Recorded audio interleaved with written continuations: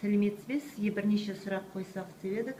Сіз облысымызда жүргізіліп жатқан сыбайлас жемқорлықтың алдын алу шараларына хабардарсыз ба? Иә, хабардармын. Жүргізіліп жатқан сыбайлас жемқорлық шараларына көңіліңіз толады ма? Әрине толады. Жаңа айтып өттіңіз, облыста жүргізіліп жатқан сыбайлас жемқорлық алдын алу шараларына хабардармын деп. Қандай жерден, қандай көздерден хабардарсыз? Көп жерлерде мынандай жапсырма жаднамаларды көремін, таратпаған мәліметтерді көремін. Автобус болсын, жаңағыдай кей ғимараттарға кіргенде міндетті түрде ілініп тұрады, 14-24-ке хабарласуға болады деп.